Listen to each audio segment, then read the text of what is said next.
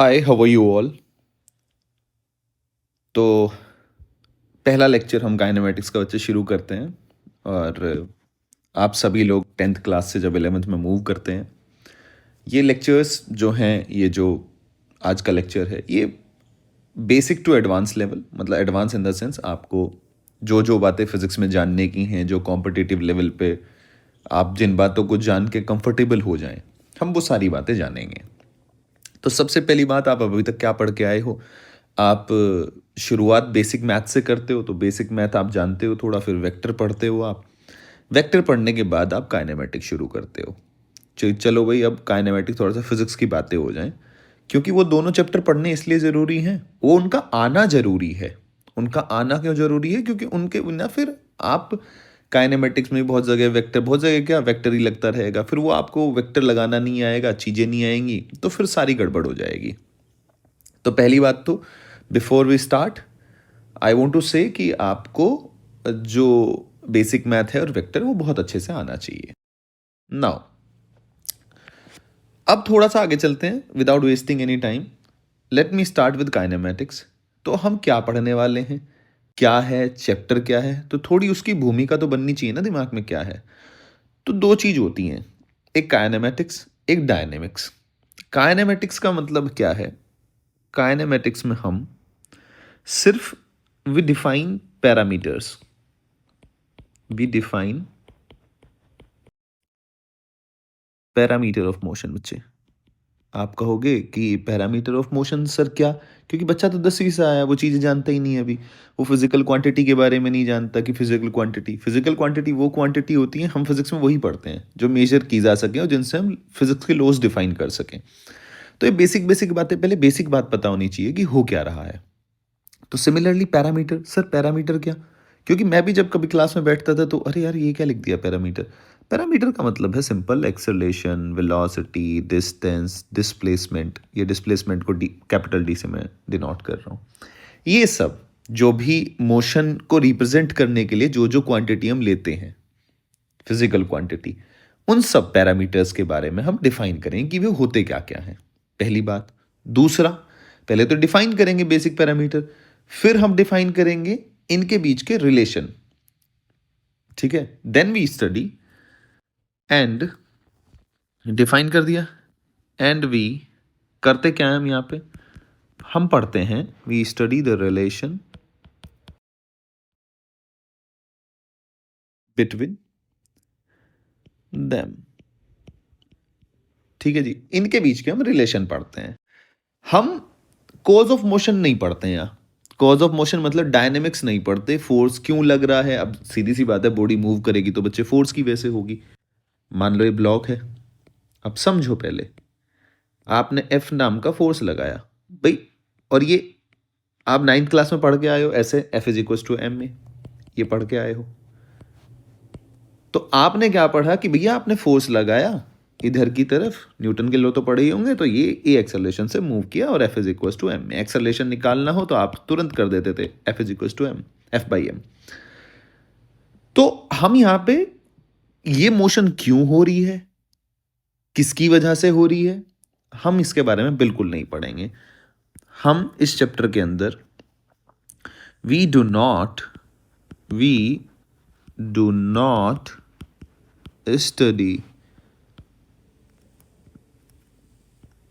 क्या जी? Cause of motion. हम कोज नहीं पढ़ने वाले कि भैया क्या हो रहा है, भाड़ में जाए, जैसे हो रहा है, जैसे चल रहा है चलने दो। बस इसके बारे में फोकस रखेंगे कि भैया एक्सेलरेशन इतना है, वेलोसिटी इतनी है, तो कितने टाइम बाद कितनी वेलोसिटी हो जाएगी, इसका पाथ क्या होगा। ठीक है, ये सब बातें हम इस चैप्टर के अंदर। तो फिजिक्स में दो ही चीज हैं, जैसे अभी हम काइनेमेटिक्स पढ़ेंगे, हम किसका?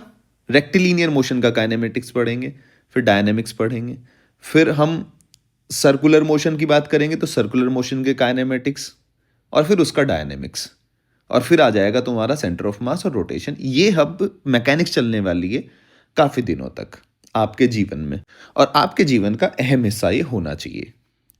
क्यों होना चाहिए? क्योंकि ये आ गई तो समझो आप डॉक्टर और इंजीनियर दोनों बन जाएंगे। तो जी, मैं शुरू करता हूँ। हम डिस्कस नहीं करें कॉज ऑफ मोशन, हम पढ़ेंगे नहीं वो। हम किस में डिस्कस करेंगे? डायनेमिक्स में। हम कहाँ डिस्कस करेंगे?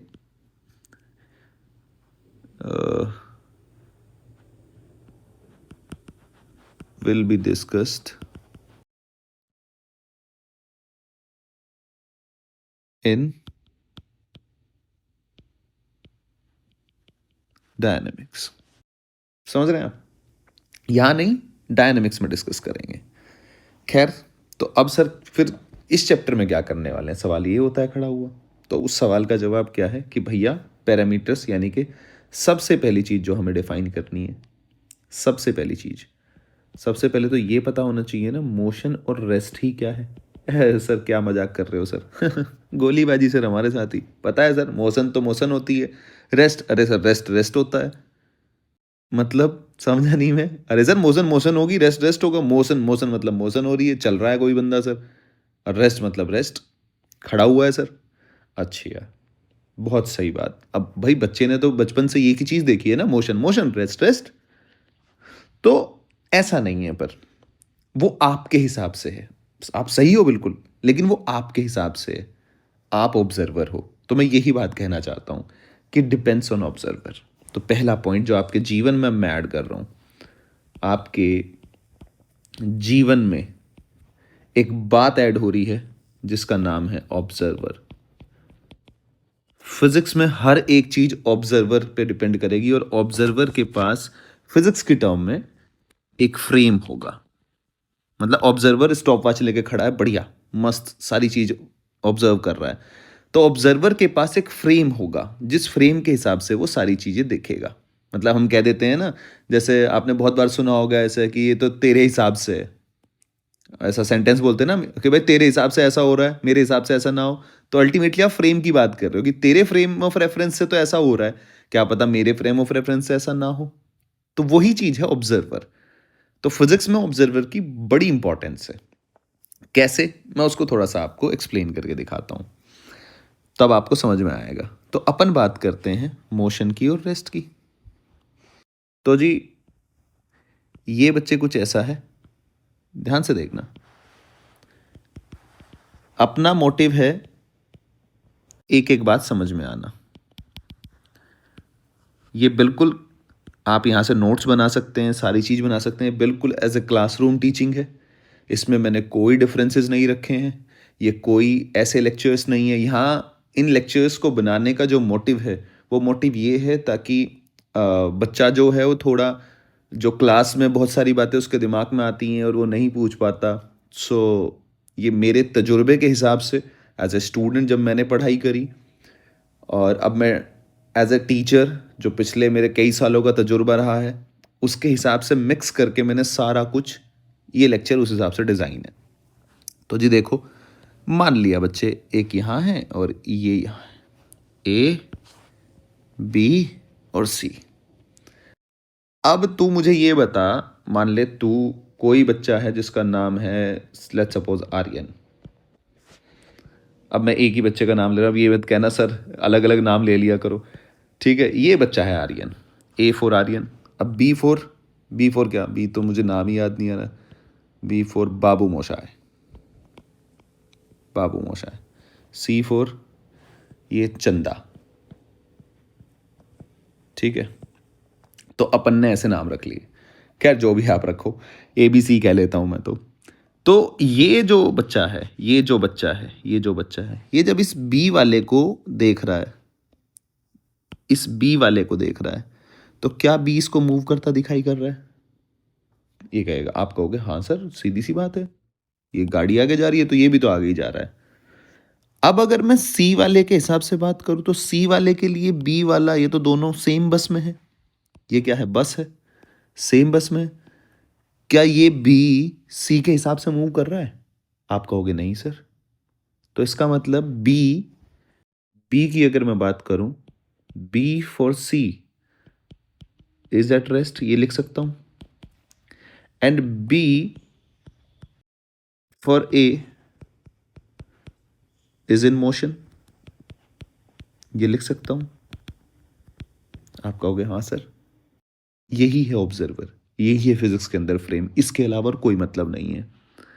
मतलब किसको क्या दिख रहा है, और हम सारी कैलकुलेशन, अब ये बंदा, जैसे अब मैंने, ये ऑब्जर्वर है, ये बंदा स्टॉप वॉच लेके खड़ा होगा, ये कितने टाइम में यहाँ से यहाँ गई, कितनी डिस्टेंस चली, ये इस ऑब्जर्वर के हिसाब से। इसको कहते हैं हम ग्राउंड के रेस्पेक्ट में।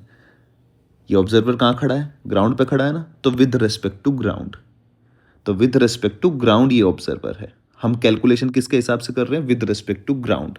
मान लो ऑब्जर्वर ये है, तो ये सारी कैल इसके हाथ में अब सारी कैलकुलेशन है, तो ये विद रिस्पेक्ट टू बस, विद रिस्पेक्ट टू बस। ये चीज अब आपके जीवन में मैं ऐड करने लग रहा हूं, क्योंकि हमें अल्टीमेटली बेसिक्स सीखने होते हैं, सवाल अपने आप बन जाएंगे, इस बात की मैं तुम्हें गारंटी दे रहा हूं। तो सबसे पहले आप जो जो मैं सिखा रहा हूं, अगर आपने वो सीख लिया, मैं आपको लिटरली बता रहा हूं, एज ए स्टूडेंट जो बात मेरे समझ नहीं आती थी, मैं वो सारी बातें कोशिश कर रहा हूं कि आपको बेहतर चीज़ें सीखने को मिले। और शिक्षा पे मेरा ऐसा मानना है, सबका अधिकार है, अच्छी शिक्षा पे सबका अधिकार है। क्लियर है? तो जी, कुल मिला के ये बात है, ये आपको मोटा मोटा समझ में आया कि अच्छा ऑब्जर्वर क्या है। ऑब्जर्वर मतलब जो काम कर, जो नोटिस कर रहा है, वो ऑब्जर्वर है। तो अब मैं अगर रेस्ट की और मोशन की डेफिनेशन लिखूं तो मैं ऐसे लिख सकता हूं, क्या जी, if position of particle changes with time, changes with time with respect to observer। ठीक है जी, अगर चेंज हो रही है विद रिस्पेक्ट टू ऑब्जर्वर, तो भैया इसको बोलेंगे, क्या बोलेंगे, मोशन। ठीक है जी, कि पार्टिकल क्या है, मोशन में है, तो इसको, ये मोशन की डेफिनेशन है, it is called in motion. दूसरी बात, दूसरी बात बच्चे, if position of particle does not changes with time। ठीक है जी, किसके हिसाब से, सिंपल नहीं बोलना, विद रिस्पेक्ट टू ऑब्जर्वर बोलना है। ये देखो ना आप, सी के हिसाब से बी की पोजीशन चेंज नहीं हो रही विद रिस्पेक्ट टू टाइम, तो इसलिए रेस्ट। क्या है ये, रेस्ट। तो विद रिस्पेक्ट टू ऑब्जर्वर, तो इसका मतलब ये हो गया बच्चे, पार्टिकल इज एट रेस्ट। तो रेस्ट और मोशन तो आपको समझ में आया। तो अब काइनेमेटिक्स में बात है, हमें पढ़ना है मोशन के बारे में, हमें पढ़ना है, क्योंकि कोर्स तो पढ़ नहीं रहे, तो मोशन पढ़ेंगे तो सर कैसी मोशन के बारे में हमें पढ़ना है, मोशन के बारे में।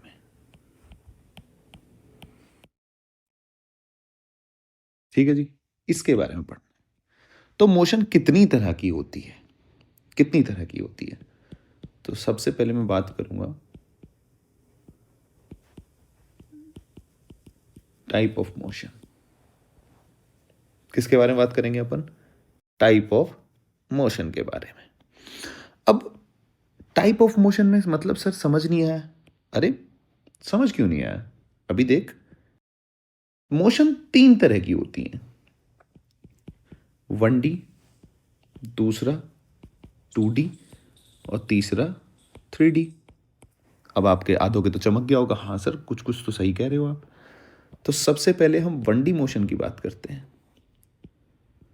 1D मोशन, ये तो थोड़ा टेक्निकल नाम हो गया, यानी कि आसान भाषा में motion in straight line. Motion in straight line यानी कि कोई गाड़ी है, ये ऐसे रोड है, कोई गाड़ी है वो ऐसे चल रही है, यहां से यहां ऐसे पहुंच रही है, तो स्ट्रेट लाइन में मोशन कर रही है। क्लियर है?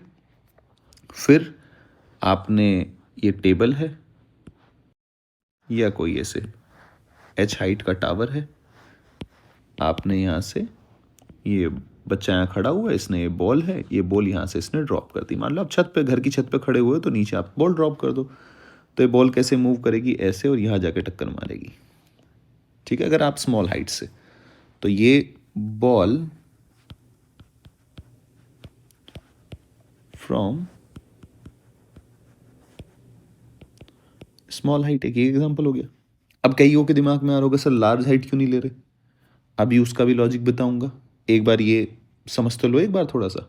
तो स्ट्रेट लाइन पे जो मोशन है, खाली स्ट्रेट लाइन पे जो मोशन है, ये मैं बिल्कुल बेसिक बात बता रहा हूँ एग्जाम्पल के थ्रू। अभी हम एक एक को पढ़ेंगे खोल के तो सारी बातें समझेंगे। दूसरा, सेकंड 2D मोशन, यानी कि इसको बोल देते हैं हम, बोल देते नहीं, बोलते हैं motion in plane. Motion in plane का मतलब क्या है? जैसे कि प्रोजेक्टाइल मोशन, मतलब आप कोई बॉल फेंको, आपने कोई ग्राउंड से ऐसे बॉल फेंकी जी,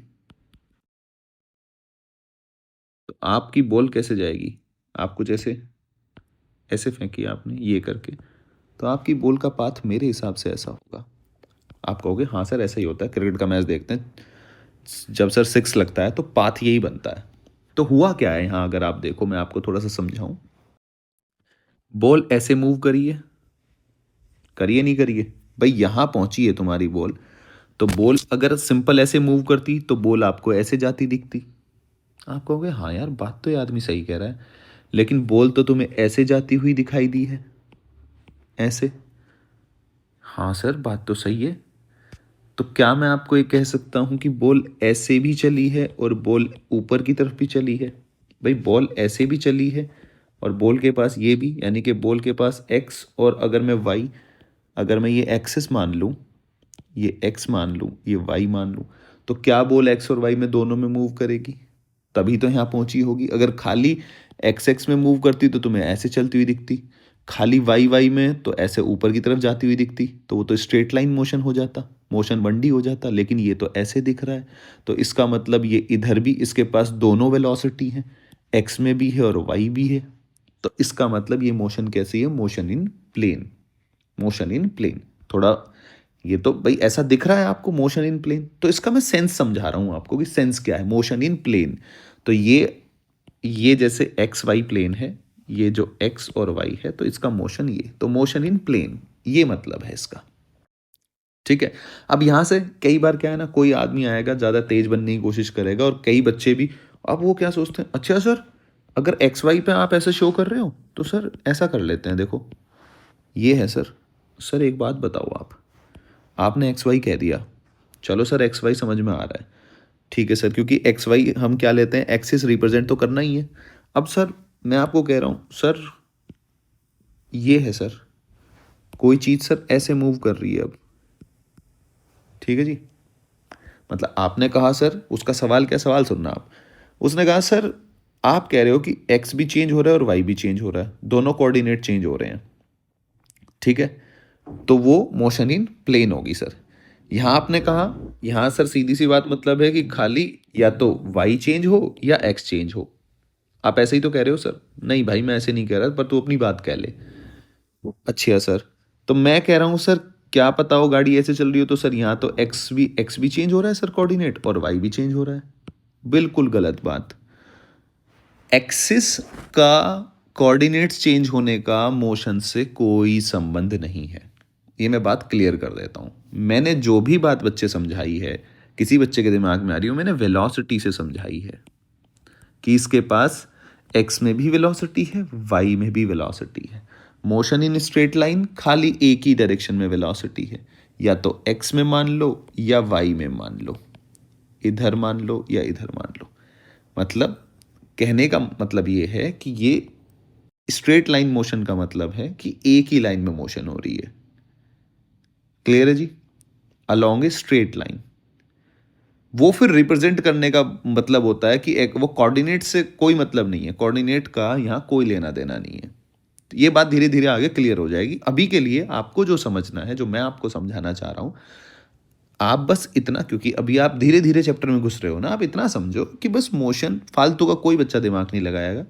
मोशन इन स्ट्रेट लाइन का मतलब है, मोशन इन स्ट्रेट लाइन मतलब ये जैसे गाड़ी है, गाड़ी यहां से यहां गई तो स्ट्रेट लाइन में मूव करिए ना। ये बॉल आपने ऊपर से छोड़ दी नीचे फ्रॉम ए स्मॉल हाइट, अब ज़्यादा हाइट से छोड़ दी तो आपने देखा होगा, यूट्यूब पे जाके देखना आप ऊपर से बॉल छोड़ दो तो वो डिफ्लेक्ट हो जाती है ऐसे। ठीक है, तो यहाँ जाने का मतलब क्या है? अगर उसके पास खाली स्ट्रेट लाइन में मूव करती तो यहाँ जाना चाहिए था। यहाँ जाने का मतलब क्या है? जो मैं यहाँ बता रहा था, इसके पास दो वेलोसिटी, भाई इसको कोई ऊपर लेके गया है तो ऊपर खुद से थोड़ी ना गया, वेलोसिटी होगी ऊपर तभी तो ये ऊपर। अगर कोई चीज़ यहाँ पहुंची है तो सीधी सी बात है, ये वाला कंपोनेंट वेलोसिटी का होगा या नहीं होगा? तो ये बात है, ये भी हम पढ़ेंगे। फिर आपके चैप्टर में जो आगे जाके आप पढ़ोगे सर्कुलर मोशन, वो भी क्या है? Motion in plane. अब मैं बात कर लेता हूँ किसकी जी। तो अभी जो मैंने आपको समझाया सिंपल सिंपल में, बिल्कुल सिंपल भाषा में बता रहा हूँ, टेक्निकल चीज़ें हम आगे देखेंगे। टेक्निकल प्रॉपर प्रॉपर डेफिनेशन वो हम अभी 1D शुरू करेंगे तब देखेंगे। जब हम 2D प्रोजेक्टाइल पढ़ रहे होंगे तब प्रॉपर डेफिनेशन तभी आएगी। अभी बस ये आप एग्जाम्पल के थ्रू याद रखो। चलो जी, तो motion in plane Y X, ये मोशन इन प्लेन। तो ये कौन सी मोशन है जी तुम्हारी? Circular motion. तो ये दो एग्जाम्पल ही क्यों दिए मैंने? क्योंकि यही दो हम पढ़ेंगे, यही दो हमारे सिलेबस का हिस्सा है। सिलेबस का हिस्सा नहीं मतलब इन द सेंस हम दो इन्हीं के ऊपर ज़्यादा बात करेंगे। ज़्यादा आप जो सवाल देखोगे वो भी इन्हीं के ऊपर, बाकी तो और भी मोशंस होती हैं। ठीक है, तो हम इन दो के बारे में ज़्यादा जनरली बात कर रहे होते हैं, प्रोजेक्टाइल मोशन और सर्कुलर मोशन। खैर जी, अगला अगला आ गया बच्चे अब 3D motion, motion in 3D। Motion in 3D यानी कि सिंपल सी बात है, motion in space.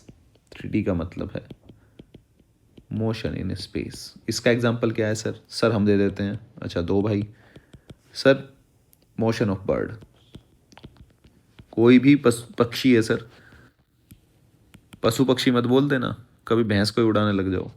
Motion of bird, ठीक है, या फिर मोशन ऑफ डस्ट पार्टिकल। तो उसकी मोशन को जो हम रिप्रेजेंट करते हैं वो हम किससे करते हैं जी? क्योंकि इसके पास डस्ट पार्टिकल यानी कि तीनों कंपोनेंट होते हैं वेलोसिटी के, तो इसलिए हम मोशन इन स्पेस बोल देते हैं इसको 3D यानी कि तीनों कंपोनेंट। यहाँ पे आप देखोगे तो दो कंपोनेंट होंगे, यहाँ पे एक ही कंपोनेंट होगा वेलोसिटी का, उसी की डायरेक्शन में, इसलिए उसका पाथ ऐसा बन रहा है। खैर ये सब बातें हम आगे डिस्कस करेंगे कि भाई क्या कंडीशन हम लगाते हैं, कैसे वो प्रोजेक्टाइल कैसे बनेगा, सर्कुलर की क्या कंडीशन होती है, फिर आपको स्ट्रेट लाइन में मूव कर रहा है तो उसकी क्या कंडीशन है। तो वो सारी बातें आपको 1D मोशन का केस या जो कुछ भी है वो आपको आगे समझ में आएगा। ठीक है जी, अभी के लिए हम थोड़ा सा आगे बढ़ते हैं और हम बेसिक डेफिनेशन या बेसिक पैरामीटर्स जो हैं उनको डिफाइन करते हैं। चलो जी, अपन यहाँ से आपका चैप्टर थोड़ा सा शुरू होता है, बेसिक डेफिनेशन।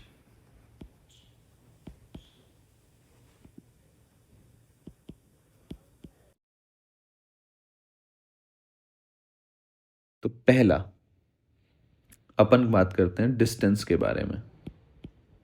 अब यहाँ से आपका चैप्टर शुरू हो गया, धीरे धीरे धीरे धीरे बिल्ट होना शुरू हो जाएगा। डिस्टेंस का मतलब क्या है बच्चे? आप 9th क्लास में पढ़ के आए हो, आपके दिमाग में भी आ रही होगी। सर डिस्टेंस का मतलब है, मास्टर ने सिखाया था या मैडम ने सिखाया था, ए से बी अगर जाना है तो जो भी आप पाथ चलोगे, कोई भी चल के चले जाओ, ऐसे ऐसे चले जाओ, ऐसे चले जाओ, ये सर जितना भी आप चलोगे ए से बी तक जाने में, ये डिस्टेंस ही है सर।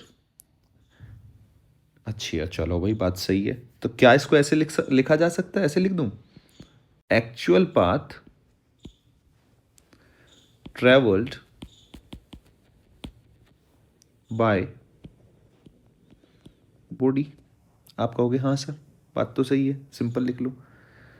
तो इसका मतलब इतना भी ध्यान होगा कि ये आप एक से दूसरे पॉइंट पे गए तो एक कैसी क्वांटिटी है तुम्हारी? It is an scalar quantity.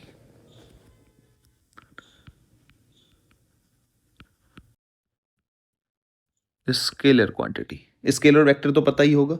Scalar मतलब जिनके पास मैग्नीट्यूड होता है, डायरेक्शन नहीं होती, और वेक्टर क्वांटिटी जिनके पास क्या होती है, डायरेक्शन होती है, मैग्नीट्यूड नहीं होता, और जो वेक्टर अलजेब्रा भी फॉलो करते हैं, ये भी एक पॉइंट होता है। ठीक है जी। तो स्केलर क्वांटिटी, खैर वो तो आपने वेक्टर वगैरह जब पढ़ा होगा तब उसके बारे में जाना ही होगा। अब वो मैंने अगर किसी के क्लियर ना हो तो वो वेक्टर वाले फिजिकल क्वांटिटी वाला जो मैंने लेक्चर प्लेलिस्ट में जाके वो देख सकता है, क्लियर हो जाएगा। मैंने सब बेसिक बात बताई हुई है, कोई भारी भरकम बात मैं अपने लेक्चरों में नहीं बताता हूँ। और मुझे ऐसा लगता है बच्चे को आसान बात समझ में आ जाए, वो भारी बात खुद सीख लेगा, ऐसा मेरा मानना है। अगर बच्चे को बेसिक बात सिखा दी जाए तो वो भारी बात अपने आप किताब पढ़ के सीख लेगा। तो मेरा पूरा ऑब्जेक्टिव जो है वो है आपको सिर्फ बेसिक बात सिखाना। मैंने कोई आपको तुर्रम खान नहीं बनाना, वो आप खुद बन जाओगे, इतना मुझे यकीन है, विश्वास है। ठीक है जी, let's get back to the point. तो अब बात क्या है, अगर मैं पाथ की बात करूं भाई, लेंथ की बात करूं, तो जो आप चले होंगे, मान लो यहाँ आप 20 मीटर चले तो डिस्टेंस कितनी होगी, 20 मीटर। यहाँ आप चले, मान लो आपको कम सा दिख रहा है, 15 मीटर मान लेते हैं, या 10 मीटर मान लेते हैं, ये 12 मीटर मान लेते हैं।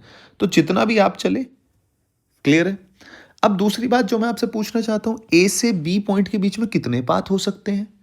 इनफाइनाइट भाई, इनफाइनाइट पाथ हो सकते हैं, कितने भी पाथ हो सकते हैं। तो दूसरी चीज, इनफाइनाइट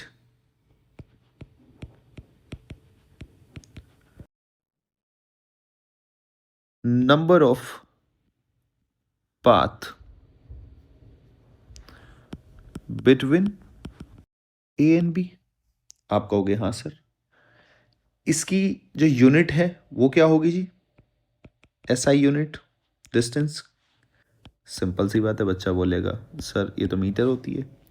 डायमेंशन, सर डायमेंशन ये तो बेसिक वाले में ही आ गया, तो एल से रिप्रेजेंट करते हैं। क्या आपको कोई दिक्कत वाली बात है? दूसरी बात, अगला पॉइंट लिखो। तीसरी बात, और आपको यहां से क्या लग रहा है, अगर आपने ए से चलना शुरू किया, कर दिया, एक बार कर दिया आपने, तो for a moving body distance जब तक आप यहां तक नहीं पहुंच जाते तब तक डिस्टेंस इंक्रीज होती रहेगी। ऐसा नहीं है कि एक बंदे ने ये पाथ लिया और एक बंदे ने ये पाथ लिया तो दोनों सेम डिस्टेंस चले, नहीं।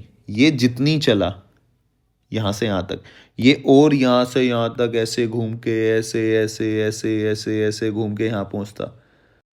तो ऐसा नहीं है कि डिस्टेंस खाली ये जो लेंथ है वही होगी, नहीं भाई। डिस्टेंस एक बार आप चल दिए, एक बार आप चल दिए, एक बार आपकी गाड़ी स्टार्ट होगी तो डिस्टेंस हमेशा इंक्रीज होनी ही होनी है। यानी कि ये सब मैं वो स्टेटमेंट, वो पॉइंट्स लिखवा रहा हूं जो पेपर में आते हैं, जो आपको पता होने चाहिए। For a moving body, for a moving body, body distance always increases. होती है, नहीं होती है? फिर अगला पॉइंट, डिस्टेंस कभी भी नेगेटिव नहीं होगी, डिस्टेंस हमेशा पॉजिटिव होगी।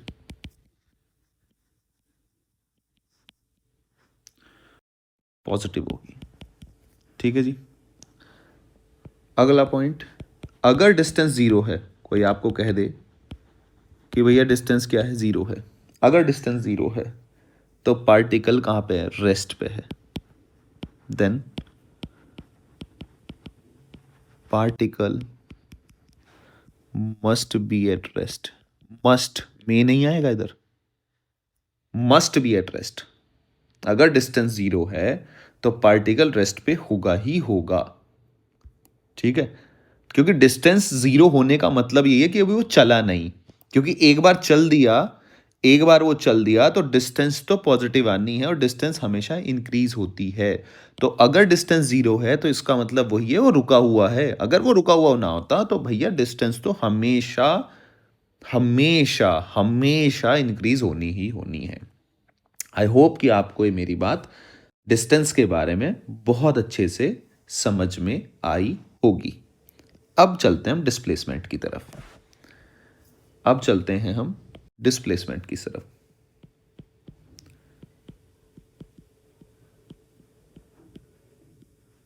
अब किसकी तरफ चलते हैं जी? डिस्प्लेसमेंट। अब डिस्प्लेसमेंट क्या है सर, अपन बताते हैं ना, अपन को याद आया सर, ए और बी 2 पॉइंट है ना सर। हाँ, मैडम ने बताया था सर, याद है 9वीं कक्षा से ही, शॉर्टेस्ट पाथ ए और बी के बीच का शॉर्टेस्ट पाथ, तो स्ट्रेट लाइन खींच दो। ठीक है भाई, चलो मान ली तुम्हारी बात, काफ़ी समझदार हो तुम, हाँ, काफ़ी बातें ध्यान है तुम्हारे, इसका मतलब चलो। अब ए से बी गए आप, चलो डिस्प्लेसमेंट कैसी क्वांटिटी है सर, वेक्टर क्वांटिटी है तो। अच्छा, डायरेक्शन कैसे लिखोगे, ए से बी जा रहे हो ना सर, तो ए से बी जा रहे हो तो ये ए से बी की डायरेक्शन ये होगी सर, ऐसे लिखते हैं सर, ए बी वेक्टर। ए से बी गए तो सर ये डिस्प्लेसमेंट बना ए बी वेक्टर। अच्छा चलो, फिर और कुछ बताओ। बस सर यही पता है। चलो तो इस बात को थोड़ा सा लिख देते हैं। पहला, जो आपको पता है, जो आपने मुझे बताया, फिर कुछ बातें मैं बताऊंगा और अच्छी अच्छी। Shortest path between point A and B, आप समझ पा रहे हो कि हाँ सर इतना तो पता ही है। अब डायरेक्शन के बारे में सर, डायरेक्शन के बारे में थोड़ा अपन लिख देते हैं इस बात को कि डायरेक्शन जब भी आपको बतानी हो तो डायरेक्शन क्या होती है इसकी, वेक्टर ड्रॉन फ्रॉम, थोड़ा अच्छे से लिख देते हैं ना, initial to final point, final position, sorry point लिख लो, पोजीशन, पोजीशन ज़्यादा अच्छा लगता है। तो आपने वेक्टर, यानी कि ये आप इनिशियल पोजीशन थी आपकी और ये बच्चे आपकी फाइनल पोजीशन थी, तो आपने इनिशियल फाइनल पोजीशन तक वेक्टर ड्रॉ कर दिया, आपका आ गया वेक्टर, वेक्टर क्वांटिटी होगी। ठीक है, अब पॉइंट्स, इसके बारे में, पॉइंट्स का बारे में, क्योंकि अब बड़े हो गए ना अब आप। पहला पॉइंट मैं आपको बोलता हूं, आप पहले समझ लो, पॉइंट के बारे में थोड़ा सा गुन लो बुन लो, और फिर बात करते हैं। For a moving body, for a moving body, ठीक है जी, इट कैन इंक्रीज, ठीक है जी, डिक्रीज, ठीक है जी, मतलब ये इंक्रीज भी हो सकती है, डिक्रीज भी हो सकती है, और जीरो भी हो सकती है। चलो इसको अपन अलग से ही लिख देंगे, एक बार सेंस नहीं बनी है, इतना लिखते हैं। अगर कोई बॉडी मूव कर रही है तो इंक्रीज भी हो सकती है, डिक्रीज, हाँ हाँ सर, सर ये तो माथा खराब कर दिया आपने।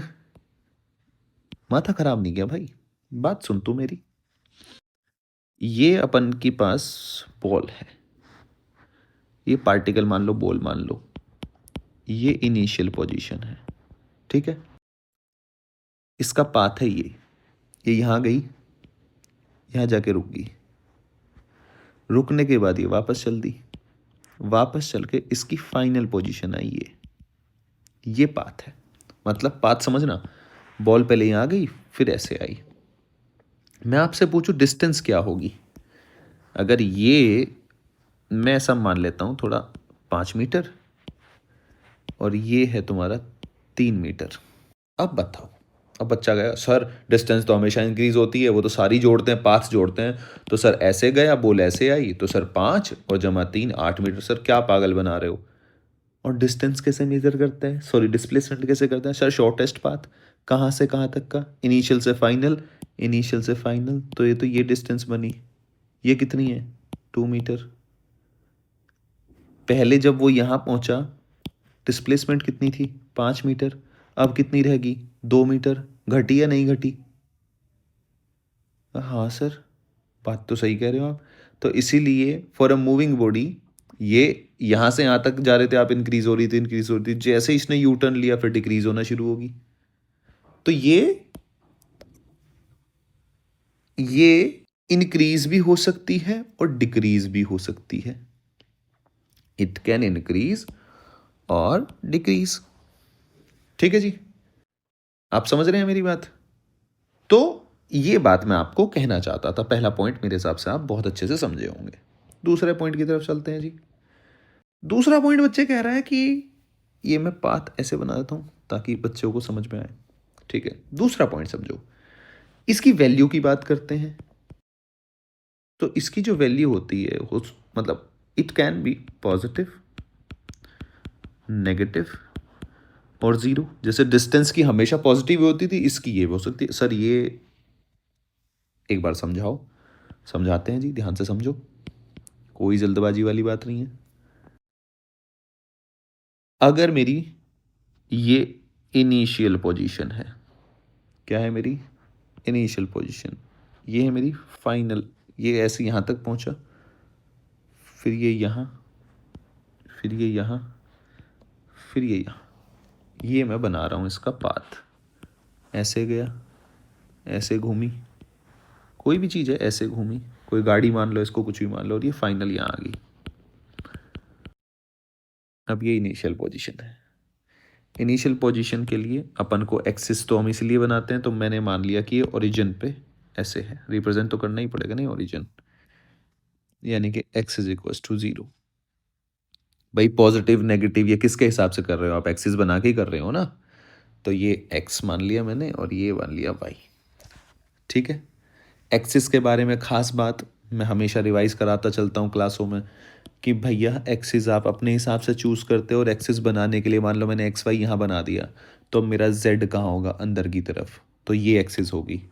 आप जो किताबों में देखे होंगे एक्स वाई और जेड आप हमेशा बाहर की तरफ, तो ये भी सही है और ये भी सही है। एक्सिस हम सवाल, क्योंकि सवाल कौन सॉल्व कर रहा है, आप, तो आप अपनी आसानी के लिए चूज़ करते हैं। तो एक्स वाई जेड, जब एक्स क्रॉस वाई करोगे, फिंगर कर्ल करोगे, तो आपका थंब अंदर की तरफ आएगा, तो right hand thumb rule follow करती है एक्सिस, हम राइट हैंड थंब रूल के हिसाब से बनाते हैं। याद रखना ये बात, बड़ी इंपॉर्टेंट बात है। तो ये एक्सिस हो गया तुम्हारा, तो बोल ऐसे गई। तो यहाँ पे अगर आप देखो इनिशियल से फाइनल पोजीशन, इनिशियल से फाइनल पोजीशन ये क्या है तुम्हारी, ऐसे बनाओगे वेक्टर। अब ये यहाँ पे है, यहाँ पे मान लिया x इज इक्वल्स टू 5 है, और ये जी x इज इक्वल्स टू क्या है, -3। ठीक है।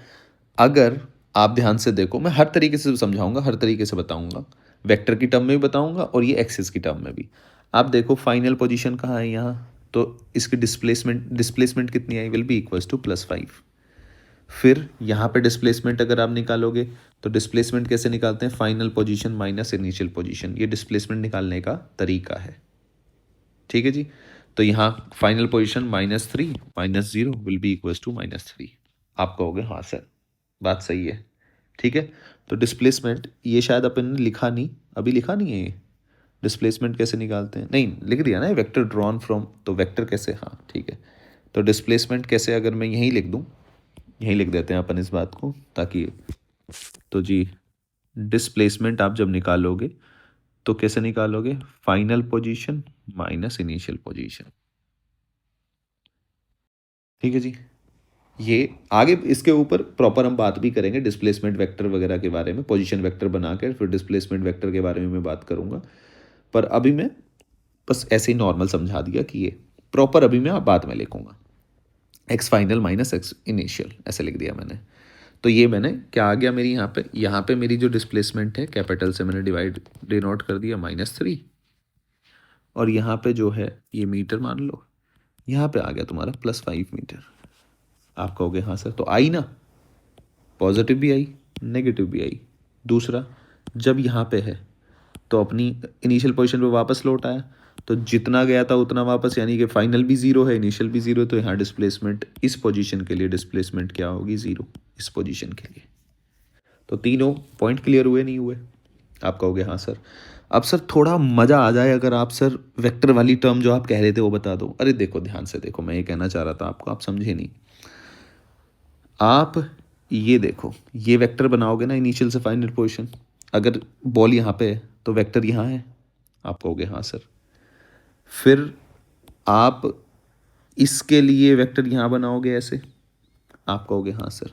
अगर आपने इस वेक्टर को, ये ए वेक्टर, इस वेक्टर को पॉजिटिव माना, इस डायरेक्शन को पॉजिटिव माना, वही वेक्टर क्या है, डायरेक्शन होती है ना, तो ये डायरेक्शन अगर आपने इस वेक्टर की पॉजिटिव मानी, तो ऑब्वियस सी बात है ये वेक्टर की डायरेक्शन क्या होगी, नेगेटिव। भाई वेक्टर की डायरेक्शन ही चेंज होगी ना, इधर डायरेक्शन, मैग्नीट्यूड तो चेंज हुआ ही हुआ है 3 मीटर, लेकिन डायरेक्शन भी तो चेंज होगी ना। तो डायरेक्शन किसको, पॉजिटिव नेगेटिव को तो रिप्रेजेंट करती है, तो आ तो गया पॉजिटिव नेगेटिव, वो वेक्टर वाली टर्म में भी हम सोच सकते हैं। पर बेहतर है बच्चा सीधा सीधा हम जो सिखाते हैं final position minus initial position, simple. आप कहोगे हाँ सर। अगले पॉइंट पे चलते हैं। अगला पॉइंट आप ध्यान से देखो। अगला पॉइंट, नेक्स्ट पॉइंट, अगर इफ ऐसा आ जाए, इफ डिस्प्लेसमेंट इज जीरो, तो इसके मायने क्या क्या हो सकते हैं? फिर मायने तो लिख ही देंगे हम, पहले समझ लेते हैं, क्योंकि अपन अपन को सीखना है। अपन दिमाग वाले लोग हैं, ऐसा बनना चाहते हैं, है नहीं अभी। कभी आप समझ रहे हो कि मैं आपकी ज़्यादा तारीफ कर दूंगा, तो ऐसा नहीं है। ये बॉल है, ये बॉल इधर चली, चली चलती रही बेचारी, बढ़िया घूम घाम के आई, घूम घाम के आई, और ये फिर यहां से पास हो रही है। ठीक है, बट डिस्प्लेसमेंट जीरो होने का मतलब क्या है? अब मैं आपको वो थोड़ा सा एक्सप्लेन करता हूं।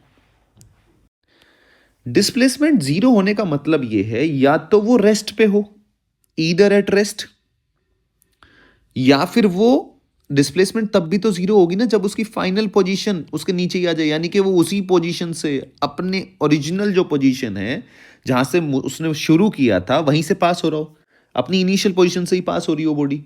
आप कहोगे हाँ यार पॉइंट तो सही है। तो क्या मैं इस बात को ऐसे लिख सकता हूं कि बॉडी ईदर एट रेस्ट और passing through its original position? ठीक है, यानी कि ऐसा जरूरी नहीं है कि पार्टिकल, तो यहां ये स्टेटमेंट आता है कि क्या पार्टिकल रेस्ट पे है? नहीं भाई, रेस्ट पे हो भी सकता है और नहीं भी, ऐसा भी हो सकता है कि वो, तो इसके लिए हम लिखते हैं, सही वर्ड होता है particle may be at rest. हाँ हो सकता है, may. Particle must be at rest, बिल्कुल गलत बात है। Particle may be at rest और मूविंग। ठीक है, ये स्टेटमेंट सही है। तो मे हमें यूज करना है कि हाँ ऐसा हो सकता है रेस्ट पे भी हो, पर ये भी तो कंडीशन हो सकती है ना कि वो अपनी ओरिजिनल पोजीशन से पास कर रहा हो। तो ये एक स्टेटमेंट पे ये आपको फंसाने की कोशिश करता है जब भी एग्जामिनर, तो इसका ध्यान रखना है। अगला पॉइंट, अगला पॉइंट, अगला पॉइंट बात करते हैं हम किसके बारे में जी? Relation between distance and displacement. एक बार ये इन दोनों के बीच का ब्रिज हम थोड़ा सा पढ़ लेते हैं, फिर हम आगे अपनी डिस्प्लेसमेंट कंटिन्यू करेंगे, पोजीशन वेक्टर वगैरह, फिर हम लिखना सीखेंगे, डिस्प्लेसमेंट के बारे में बात करेंगे। क्योंकि डिस्टेंस तो आसान ही है, वो तो नॉर्मल पाथ लेंथ होती है, लेकिन डिस्प्लेसमेंट में बच्चे गड़बड़ कर देते हैं जब वेक्टर वगैरह आता है, तो अपन उसके बारे में अच्छे से बात करेंगे। तो इसके बीच में रिलेशन तो देखो, डिस्टेंस डिस्प्लेसमेंट, डिस्टेंस अगर मैं बात करूं ए से बी पॉइंट के बीच में, लिख तो बाद में लेंगे, पहले समझ में आना चाहिए। शॉर्टेस्ट पाथ ये, अगर कोई बॉडी ये वाला पाथ ही फॉलो कर रही हो, ये स्ट्रेट लाइन, तो डिस्टेंस डिस्प्लेसमेंट दोनों बराबर होंगे। आप कह रहे हो हाँ सर बिल्कुल सही है। मान लो बॉडी ने ये पाथ ले लिया, तो अब तुम्हारी जो डिस्टेंस होगी 1 और 2, अगर मैं बात करूं for path 1, distance small D से डिनोट कर रहा हूं मैं, इज इक्वल टू डिस्प्लेसमेंट। तो ये मैं नोटेशन आपको बता देता हूं, इसका नोटेशन मैं डी ले रहा हूं, इसका नोटेशन आप ऐसे कॉपी में ही आप अपने नोट्स में ऐसे डी डी ले लो। फिर मैं बात करता हूं फॉर सेकेंड, फॉर पाथ 2। अगर मैं पाथ 2 की बात करूं, तो पाथ 2 हो, पाथ 3 हो, पाथ 4 हो, डिस्टेंस तो पाथ लेंथ ही होगा। तो यानी कि 2 की जो लेंथ है वो ज्यादा होगी, लेकिन डिस्प्लेसमेंट तो तुम्हारा शॉर्टेस्ट पाथ ही रहने वाला है। तो 4 पाथ 2 में लिख सकता हूं कि डिस ज्यादा चला है। तो ऐसा कभी हो ही नहीं सकता, ऐसा कभी कि वो ये पाथ ले या ये पाथ ले और डिस्टेंस कम हो जाए, डिस्टेंस हमेशा ज़्यादा होगी। तो इसलिए हम लिखते हैं कि डिस्प्लेसमेंट, डिस्प्लेसमेंट, ठीक है जी। ये बार जो मैं लगाता हूँ मैग्नीट्यूड की बात कर रहे हैं, मतलब इसका, क्योंकि डिस्प्लेसमेंट वेक्टर क्वांटिटी है ना, तो इसलिए कई बार आपको ऐसे लिखा मिलेगा, या तो इक्वल होगी या हमेशा कम होगी, किससे? डिस्टेंस से। अभी मैंने वो आपको प्रॉपर बात समझा ही दी है दो एग्जांपल लेके। अगर बॉडी आपको ऐसा दे दिया जाए, when a body is moving in straight line, ठीक है जी, straight line without changing its direction, सीधी चलती जा रही है विदाउट चेंजिंग इट्स डायरेक्शन, सीधी चलती जा रही है, कहीं नहीं रुक रही है, सीधी गोली की तरह भगती जा रही है, तो distance will be equals to displacement. सीधी सी बात है। अभी तो हमने देखा ये वाला, ये पॉइंट मान लो यहाँ, ये ऐसे कार है, दौड़ती जा रही है, दौड़ती जा रही है, दौड़ती जा रही है, तो डिस्टेंस जितना डिस्टेंस उतना डिस्प्लेसमेंट स्ट्रेट लाइन के हिसाब से। अगला पॉइंट देखो, if distance is equals to zero, तो इसका मतलब पार्टिकल की जो स्पीड है, वेलोसिटी है, विल बी जीरो। ये कंडीशन कौन सी है? मस्ट। फिर if displacement is equals to zero, तो इसका मतलब जो वेलोसिटी है मे और मे नॉट बी जीरो, हो भी सकती है और नहीं भी। ये पॉइंट मैंने आपको बड़े अच्छे तरीके से बच्चे समझाने की कोशिश करी है ताकि आप समझो। अब डिस्टेंस तो बहुत आसान है।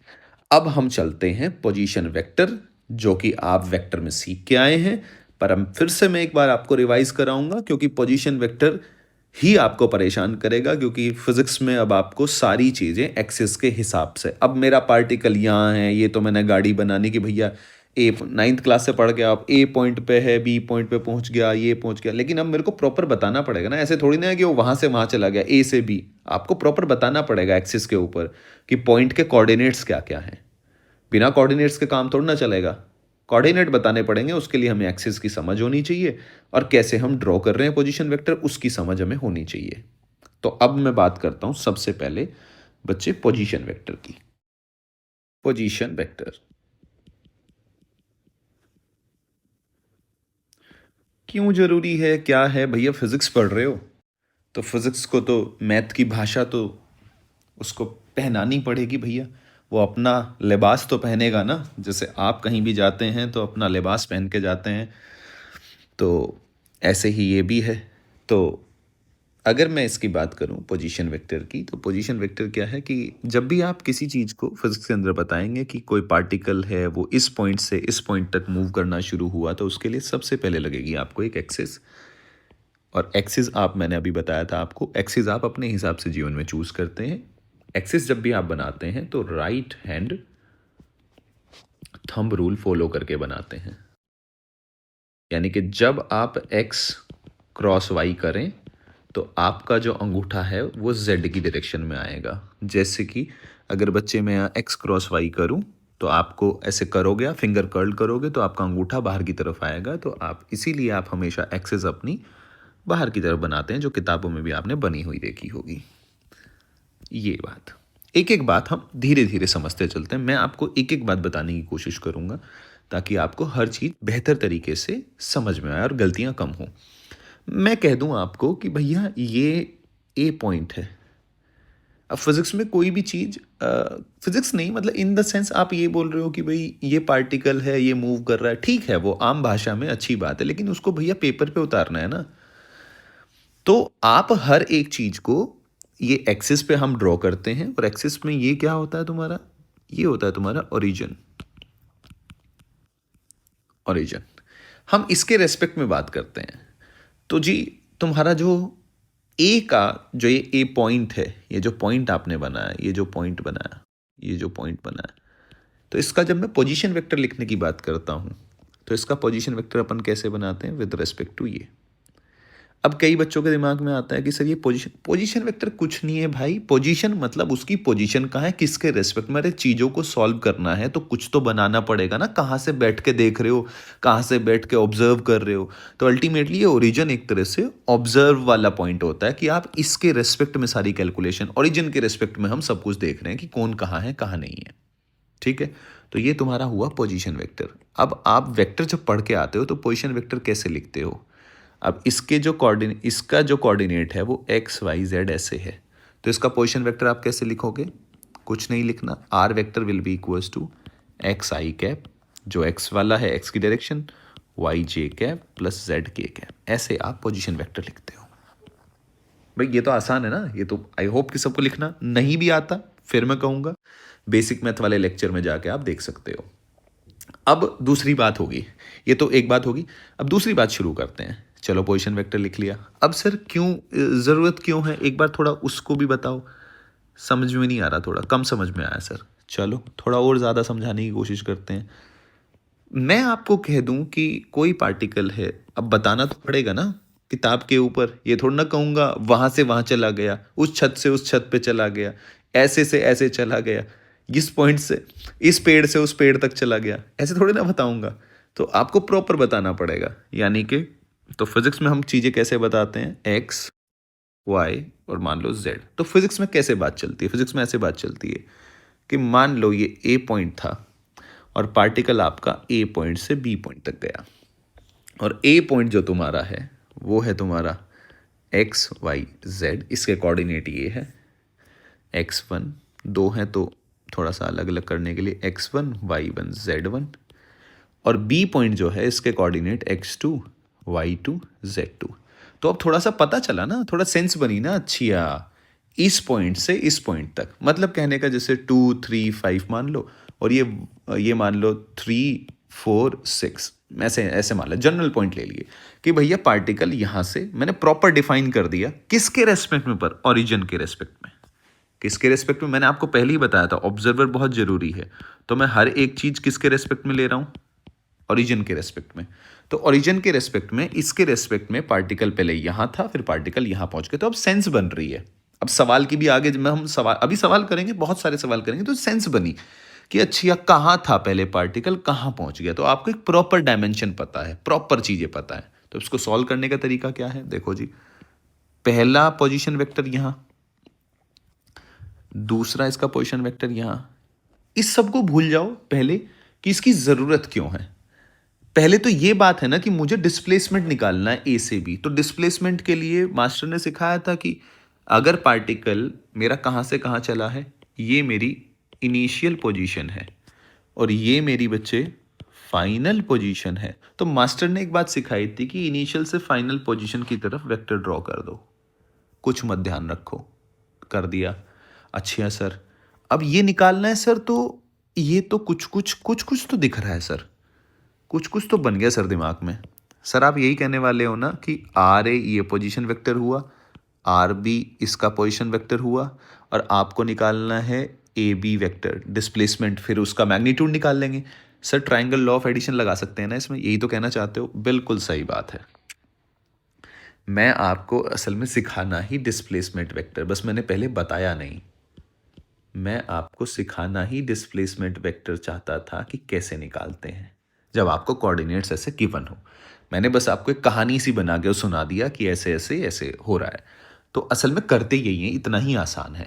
तो ट्राइंगल लॉ ऑफ एडिशन कैसे लगाते हो आप, this vector plus this vector, कुछ नहीं करना, जहाँ दोनों ये हेड जुड़ रहे हो वहाँ इक्वल टू का साइन लगा दो और लिख दो, सिंपल सी बात है। तो कैसे, T L A triangle law of addition, pen change कर लेते हैं, ट्राइंगल लॉ ऑफ एडिशन बच्चे, तो ये हो जाएगा R A plus A B is equals to R B, यानी कि ए बी वेक्टर क्या लिखोगे आप, R B minus R A, जो मैं सबसे शुरुआत में लिखा था कि अगर आपको वेक्टर निकालना हो तो ये क्या है, फाइनल पोजीशन वेक्टर, और ये क्या है, इनिशियल पोजीशन वेक्टर। याद है आपको x final minus x initial लिखा था? अब आपको शायद समझ में आया होगा कहाँ से आई वो बात निकल के। ऐसे प्रॉपर हर चीज़ का लॉजिक है। तो अब आपको क्या याद रखना है? Simple, R final minus R initial. अगर आपको डिस्प्लेसमेंट निकालना है, आपको याद रखना है कि आप इनिशियल से फाइनल, तो फाइनल का पोजिशन वेक्टर माइनस इनिशियल। तो अगर मैं इसको लिखूँ, थोड़ा आगे सॉल्व कर लेते हैं, वो भी आपको आता ही है। So A B vector will be equals to X two I cap plus Y two J cap plus Z two K cap minus X one I cap plus Y one J cap plus Z one K cap. ठीक है जी। तो आप इसको क्या लिखोगे? X two minus X one I cap plus Y two minus Y one J cap plus Z two minus Z one K cap. आ गया नहीं आ गया? तो अब अगर आपको ये निकालना हो मैग्नीट्यूड किसी भी वेक्टर का, भी वेक्टर ही तो बन गया, तो इसका magnitude X two minus X one का square, Y two minus Y one का square, Z two minus Z one का स्क्वायर का अंडर रूट। अब ये इतना भारी भरकम सा जो दिख रहा है, ये इतना भारी भरकम नहीं है। अब देखो, इसको सवालों में इस्तेमाल करने के लिए तो आपको बेसिक ही है ना। मान लो सवाल आ गया कि जो पार्टिकल है,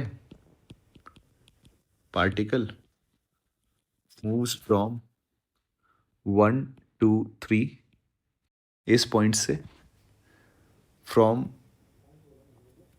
इतने से टू 2 1 4 यहाँ तक मूव किया, तो डिस्प्लेसमेंट बताओ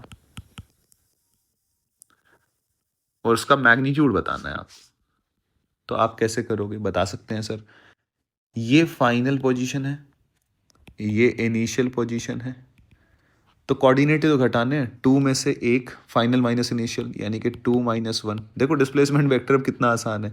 ये अगर मैं ए मान लूँ, ये बी मान लूँ, तो मेरे को पता है ए बी वेक्टर, यानी कि मुझे X two minus X one, Y two minus Y one, Z two minus Z one और आई कैप जे कैप लगाना है। आई कैप प्लस 1 - 2 माइनस के 1 जे कैप, 4 - 3 प्लस के 1 के कैप।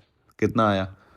आई कैप 2 - 1 1, यानी कि आई कैप, फिर minus J cap plus K cap.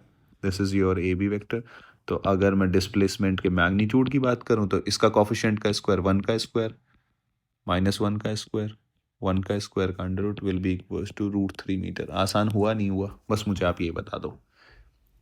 मैंने कुछ नहीं किया, पहले मैंने आपको समझाया, उसके बाद मैंने ये सवाल सिंपल सॉल्व करके दिखाया आपको। आई होप कि आपको मेरी बात समझ में आई होगी। ये इनिशियल पोजीशन वेक्टर, ये तुम्हारा फाइनल पोजीशन वेक्टर। ठीक है जी।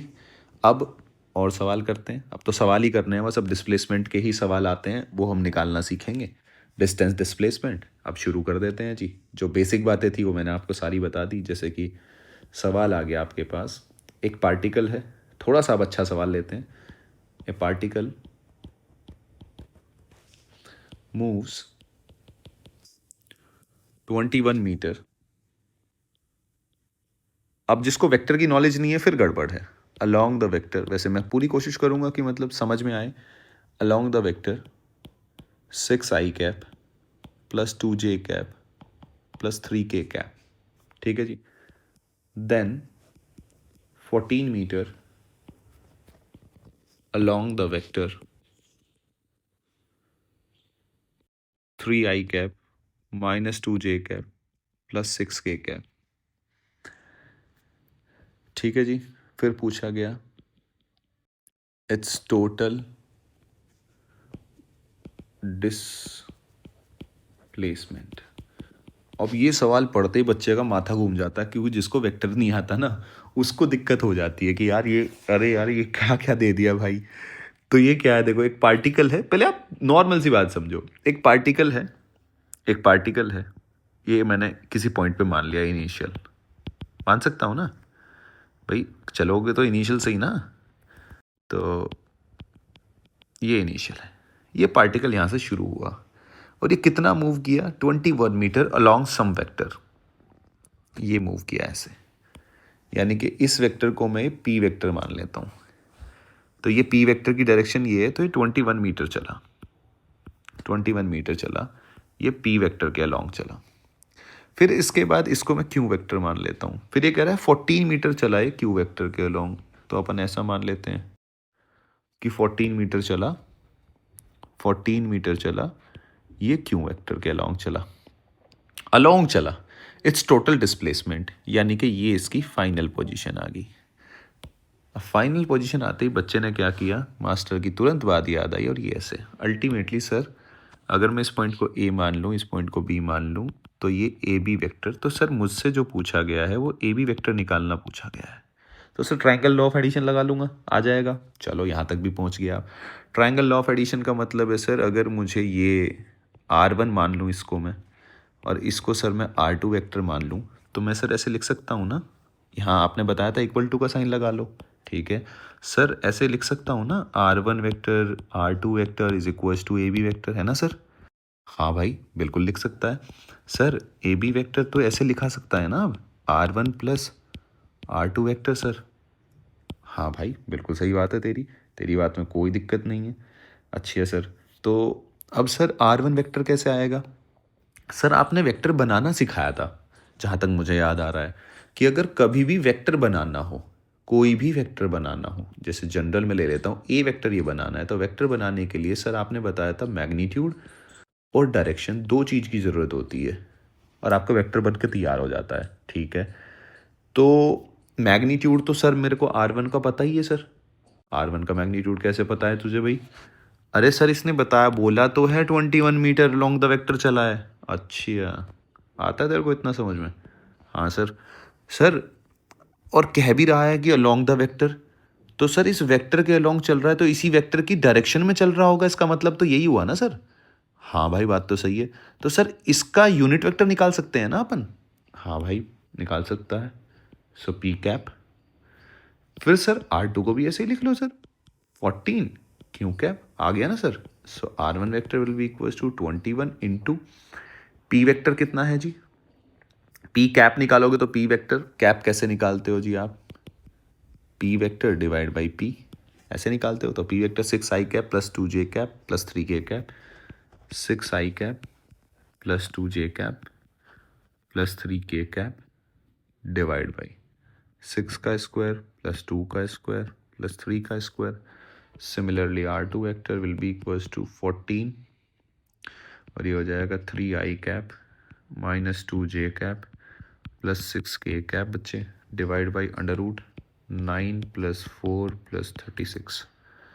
तो आपका R1 वेक्टर जो बनेगा फाइनली, वो थोड़ा सा कैलकुलेशन करनी पड़ेगी आपको बस, ये 21 ये हो जाएगा जी 21 डिवाइड बाई अंडर रूट 36 और 4 40, 40 और 9 49, यानी कि 49। 6i cap plus 2j cap plus 3k cap, ठीक है जी। तो ये 7 यानी कि 3, 6i cap plus 2j cap plus 3k cap. Similarly R2 को निकाल लो, यानी कि यहाँ भी नीचे भी 7 ही आएगा, तो मैं सीधा लिख रहा हूँ 2 3i cap minus 2j cap plus 6k cap, थोड़ा सा मल्टीप्लाई कर लो, ये आ जाएगा 18i cap plus 6j cap plus 3 3 9 9k cap, और ये आ जाएगा R2 6i कैप माइनस के 4j कैप प्लस के 12k कैप। दोनों को ऐड ही तो करना है ए बी वेक्टर के लिए, तो ए बी वेक्टर क्या आ जाएगा आपका finally, will be equals to 18 और 6 24i कैप, 6 और माइनस 4 माइनस के 2, 9 और 12, अच्छा ये प्लस के 2 आएगा, प्लस के, क्योंकि प्लस का 6 है ना, माइनस का 4 है, 21k cap. So this will be your answer. I hope कि आपको ये बहुत अच्छा सवाल, ये मैंने इसीलिए उठाया था ताकि मैं वेक्टर का भी कॉम्बिनेशन लेके आपको हल्का सा रिकॉल भी हो जाए और रिवाइज भी हो जाए। अगला सवाल देखो जी। तो आप सवाल देख सकते हैं, ये इनिशियल पोजीशन है बच्चे, ये फाइनल पोजीशन है। पहले सवाल तो मैं समझा दूंगा, मैंने डिसाइड किया है कि मैं सारे वीडियोस लगभग 1 आवर के रखूंगा, क्योंकि 1 घंटे का कंटेंट खाना मतलब बच्चे के लिए थोड़ा सा भारी बात हो जाती है। मैं भी जब बच्चा था तो मुझे भी बड़ी दिक्कत होती थी, क्योंकि एक सिंगल सब्जेक्ट तो पढ़ना नहीं होता भाई। आप इसकी अपने मॉड्यूल उठा के इसकी प्रैक्टिस करोगे, केमिस्ट्री के सवालों की प्रैक्टिस करोगे, इंजीनियरिंग वाले मैथ्स की करेंगे, बायो वाले बायो भी पढ़ेंगे, तो बहुत ज़्यादा स्टूडेंट के लिए हैक्टिक हो जाता है। कहना बड़ा आसान है, कह तो कोई भी देगा, स्टूडेंट को कि तेरे को एक ही तो काम है पढ़ने का और तू पढ़ता नहीं है। लेकिन बहुत एफर्ट वाला काम है, बैठ के कंटेंट याद रखना, उसी फ्रेम में रहना कि यार अच्छा करना है, वो प्रेशर, वो अपने सपनों का बोझ लेके आगे बढ़ना। So it's a very difficult journey, I can understand. और मैं इसीलिए कह रहा हूँ, इसलिए मैंने डिसाइड किया कि ये 1 आवर के लेक्चर बने तो ज़्यादा बेहतर है, ताकि ज़्यादा अच्छा रिजल्ट आए। कंटिन्यू चलते रहेंगे, ऐसा नहीं है कि कुछ कंटेंट में ख़त्म कर रहा हूँ। कंटेंट में आपको ये भरोसा दिला सकता हूँ, जो बच्चे ये वीडियो देख रहे हो, मैं कंटेंट जो क्लासरूम है, जो मैं क्लासरूम में मैं अपने नोट्स से ही पढ़ा रहा हूँ, जो मेरे पिछले जितना मैंने पढ़ाया है, जितना मैं स्टूडेंट रहा हूँ, तो पिछली ये टीचर वाली जर्नी मेरी पिछले 10 साल की जर्नी है। तो 10 साल की जर्नी में जो मैंने सीखा है और जो बच्चे को आना चाहिए, जो पढ़ाना चाहिए, सब कुछ मैंने उसी हिसाब से डिज़ाइन किया है। ये मेरे हिसाब से जैसा मैंने समझा है, मे बी किसी के हिसाब से ये ऐसा ना हो, तो वो मैं उसको थोड़ा साइड करता हूँ उस बात को। तो क्वेश्चन पे आ जाते हैं जी। तो कंटेंट बताने का मतलब ये है कि अपन का 1 आवर का होगा। एक घंटे का भाई बहुत हो जाता है। ये तो छोटा सा टॉपिक है, ये तो जैसे आपको डिस्टेंस डिस्प्लेसमेंट आपने पहले भी पढ़ रखा है, तो आपको लग रहा होगा ये तो ईजी हो गया। जैसे जैसे आगे बढ़ोगे ना, दिमाग पे है ना भारी भरकम होना शुरू हो जाएगा। किसी दिन टफ टॉपिक चल गया, तो उसको 1 घंटे का होता जरूर है वो, लेकिन उसको समझने में बच्चे को घर जाके 3 घंटे लगते हैं। तो इसलिए वो सारी बातें हैं। खैर, ये इनिशियल पोजीशन है, ये फाइनल पोजीशन है, ये सॉल्यूशन ऑलरेडी है, ये सॉल्यूशन है। पर तो मैं समझा देता हूँ उसको, फिर हम लेक्चर ख़त्म करेंगे और कल हम अगला लेक्चर से ही यहाँ से आगे कंटिन्यू करेंगे, क्योंकि अभी इसके ऊपर बहुत सवाल करने हैं हमने। डिस्टेंस डिस्प्लेसमेंट के ऊपर काफ़ी सवाल करने हैं, डायरेक्शन के जो आते हैं, कैसे पूछे जाते हैं, आई विल एक्सप्लेन एवरीथिंग। और बच्चे के दिमाग में क्या आता है, बच्चा क्या गलत सोच लेता है। अब ये देखो, ये इनिशियल फाइनल पोजीशन है। अब इसमें जब भी आपको ऐसा आ जाए, ब्रह्मास्त्र बता रहा हूँ आपको, ब्रह्मास्त्र, ठीक है, ब्रह्म का अस्त्र, वो बता रहा हूँ आपको। एक ही बात ध्यान रखनी है, इनिशियल से फाइनल पोजीशन के बीच में डिस्प्लेसमेंट के लिए वेक्टर ड्रॉ करना है, दैट्स इट। करो जी। ओ ए डिस्प्लेसमेंट मास्टर ने बताया था, इनिशियल से फाइनल पोजीशन ओ ए कर लिया। ये वेक्टर किस डायरेक्शन में, आई कैप। इसका मैग्नीट्यूड कितना है जी, ये कितना है 5, यानी कि 5 आई कैप। डिस्प्लेसमेंट क्या है, वेक्टर क्वांटिटी, मैग्नीट्यूड, डायरेक्शन। लिख दो, सही, कभी गलत नहीं होगा। अब इसको भूल जाओ। देखो अब सीधा आ जाओ। मास्टर ने कहा था, अगला सवाल, मास्टर ने कहा था ओ सी, ओ सी कहाँ है, ओ सी पॉइंट तो ये रहा, इनिशियल से फाइनल पोजीशन ये रही, ठीक है जी। डायरेक्शन पता चल गई, किधर है, माइनस आई कैप, माइनस आई कैप। मैग्नीट्यूड कितना है 4, तो डिस्प्लेसमेंट कितना, अरे सर ये तो सर बड़ा बढ़िया बताया आपने। ठीक है जी, अगला देखो, ओ ओ, ओ ओ यानी कि नल वेक्टर। ये क्या है, नल वेक्टर।